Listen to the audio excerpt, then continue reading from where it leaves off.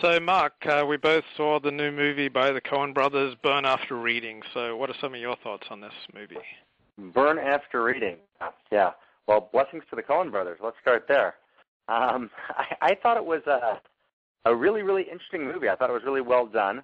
But there was one particular thing that I thought was like really important, which is why I emailed you about it, which is it's a movie that is very rare in that it recognizes, the subtlety, the complexity, both of masculine shadow, right? You had a kind of, interesting kind of view of masculine shadow, like the CIA agent who's fired and who clearly has this kind of drinking problem. He's a basically good guy, but who is kind of lost in his rage. But Right. most of the movie actually was actually more about masculine buffoonery, right? There was that great scene with the Princeton guys singing, all these successful Princeton guys. The CIA the entire time basically can't figure out what the heck's going on. They're not bad guys. They're just like, whatever.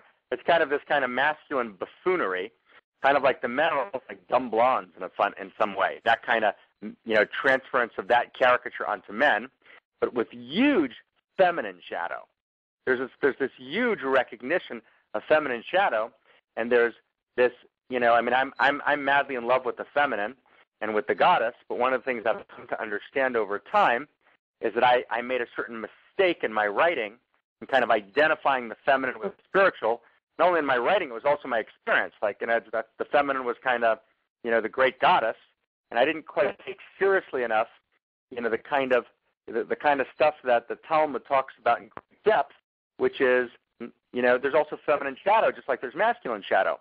If you look at the story, the absurdity of the storyline, there's this woman who basically feels like she's not beautiful enough to get a relationship. So for the sake of the relationship, she's willing to actually have a whole bunch of people killed. The CIA, her best friend, the man who really loves her, all these people are brutally killed in order for her, she's willing to betray her country. Right? It's incredibly hilarious. It's a hilarious view of feminine shadow in a kind of absurd kind of comedy. If we would make the list, so she's willing to betray her country, cause, the deaths of at least 3 men, brutal deaths, and, she's just driving towards getting her, facelift, and the reason she wants a facelift is because she wants to be in a relationship. So maybe I'll do one more minute and toss it right back over to you. So I tried to kind of set up over the last couple of years of thinking about this, to set up a kind of schematic, a kind of, sacred map to kind of explain it. And here it is in 1 minute, before, I turn the phone over to you, Levi. So the way it would work is as follows. Masculine and feminine are both neutral. They both have shadow, they both have light. As the Torah, in order to develop your light, you have to evolve, you have to develop, you have to grow. You stay where you are, so your default position, will always be a shadow position. So how does it work? So the way the Kabbalists like to say it, like Isaac, for example, the way he likes to say it is, men are lines and women are circles. He calls it igulim and yosher, which is, of course, a simple physical expression, but what he, of course, means is something deeper. Men are about hierarchy, status, competition, rules, lines, right? It's either for or against. Lines are divide. They analyze. Lines are, go up in one direction. They're linear. They're thrusting forward. They're directive. That's the kav. The Lord calls the kav that, many, many masters kind of developed out of Luria. The Vilna Gaon talks about this as well. So that's men, right? Women are called igulim, which is circle, right? So circle is interconnectivity. It's enmeshment. It's relationship. Now, both line and circle each have their unique shadow. So the the shadow of line is you threaten the man's analysis. If you threaten his status, you threaten his direction, you threaten his purpose, you threaten his place in the hierarchy of the line. So he sometimes responds in ways which are shadow, male shadow, which produces evil. If you can stop his thrusting forward, right? So he sometimes, not always, usually doesn't, sometimes, the man responds in a shadow way, and that produces evil. We call that war, or we call that rape. That's clear masculine shadow. However, feminine shadow works in the same way. Threaten the circle, meaning threaten the enmeshment, the relationship, right? The interconnectivity, which are the manifestations of circle, the qualities of circle. So when you threaten circle, you of course get feminine shadow. Just like when you threaten line, you get masculine shadow. And that's precisely what the Coen brothers, they were expressing precisely this idea gorgeously. In order to get my, facelift, i.e. relationship, because I can't find the right guy without it, I'm willing to kind of cause great violence and destruction. So I just thought that was a brilliant expression of this core, biblical, mystical, Orianic idea. So at you, sir.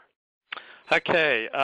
One, I felt kind of guilty watching this movie. Somehow I felt like as a religious person, I should not enjoy this movie. I did enjoy the movie, but I felt guilty, and the movie just seemed so sadistic. Like they were all, varying degrees of bad, and right, exactly. They were just doing, bad things to each other or callous things, and I felt a little bit like I was at the Roman Colosseum, watching, lions eating lions. It's just, it made me feel a little sick.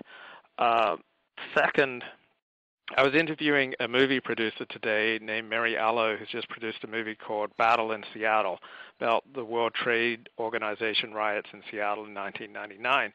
And while I have no sympathy for the rioters in that case, I am glad that someone's made a movie about people who believe in something greater than themselves and their family, this search for transcendence. At least these rioters believed in something.